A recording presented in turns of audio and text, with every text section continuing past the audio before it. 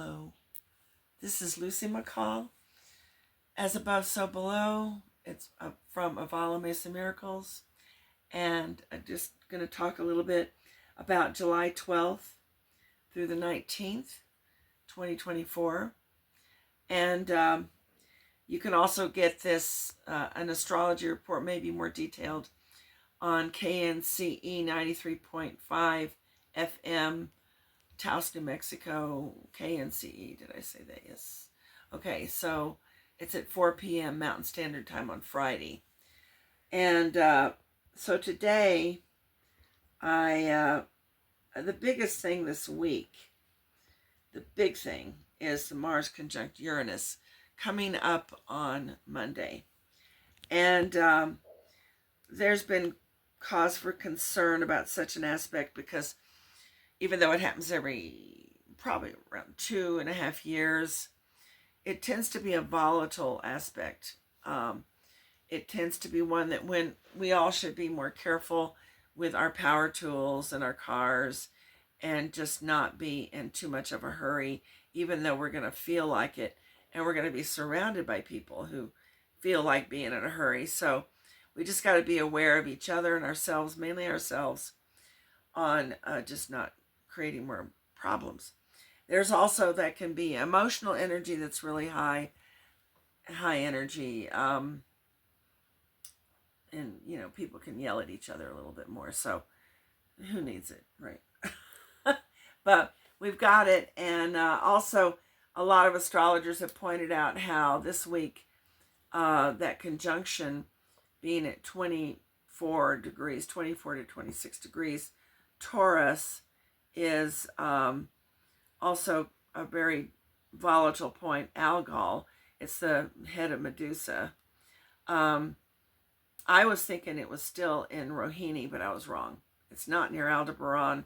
It is near the Pleiades. And the Pleiades also, even though it's got all kinds of interesting mythology and a lot of cultures really revere the Pleiades, the 7 stars, often that we only see 6 of.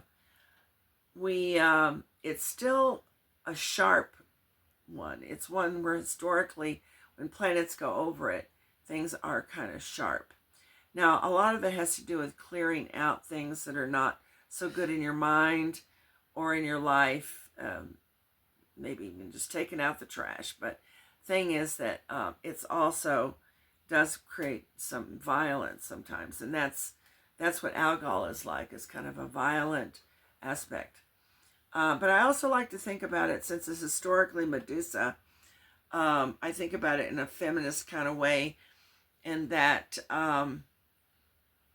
she was, basically betrayed and then ended up being a really annoyed woman.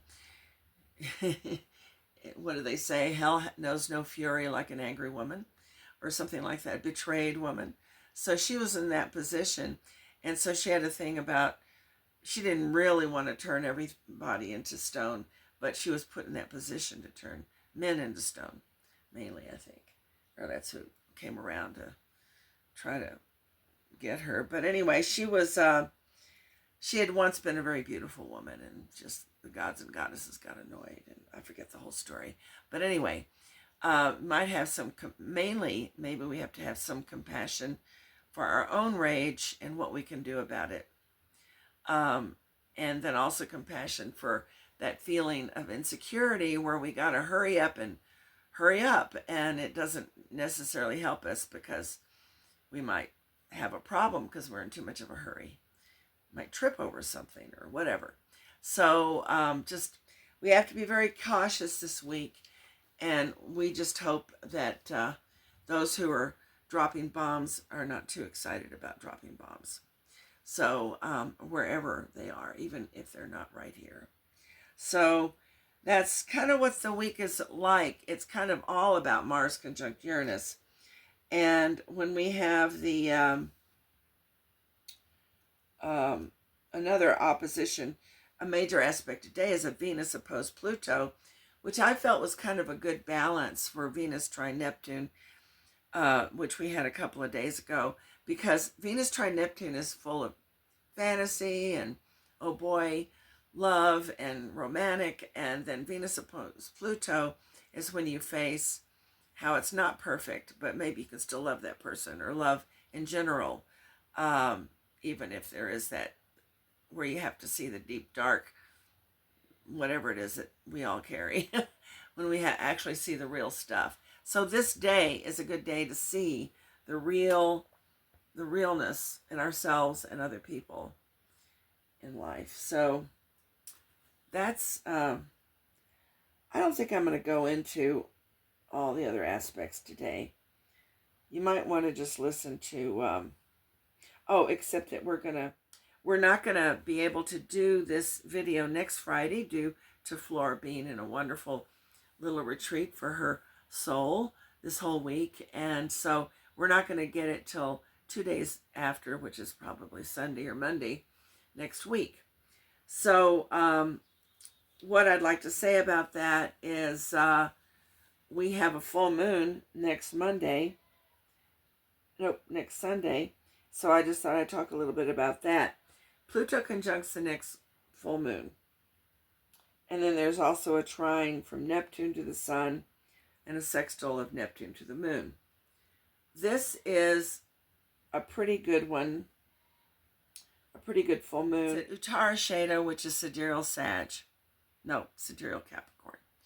Anyway, what happens with that is it's very much a go forward kind of moon, a very just active, productive full moon. So we can look forward to that. And we've kind of had that kind of month already because of the Mars-Saturn aspects to the last new moon, that we've just been able to be more productive and get stuff done. So it's really a very get done kind of time. And it's also a good way to utilize any kind of energy where Mars is afflicted in some manner, because Mars just, when it comes down to it, just wants to get stuff done.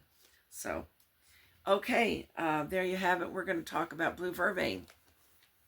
Okay, this is blue vervain, and I'm talking about it because it is a moon in Cancer plant. And it's that time of year where the sun is in Cancer after the solstice. And it's blooming so nicely and looks so gorgeous. And the attributes of it is that it is very calming. It's really good for women with PMS. It is really good for flus, where you're vomiting and you're feeling a lot of stress in the stomach. And in that way, it can be very calming to, like, for colitis. And it can be just calming whenever a person has, like, butterflies in their stomach. And it's also, according to Edward Bach, it's a flower essence for people who are just overstressed from the daily life. Like, it's not so much like they're agitated, they're more just kind of burned out on daily life, just the everyday get up and do this and do that and do this and do that, and we do this and that every day kind of thing. It's people who have 9 to 5 can benefit from a flower essence of the blue vervain. So it's bitter. It doesn't taste that lovely. It looks prettier than it tastes, for sure. Maybe, and that's a Western viewpoint, but it is definitely a bitter. And also people have used it for colds and flus. That's pretty much what Jethro Kloss used to say about it.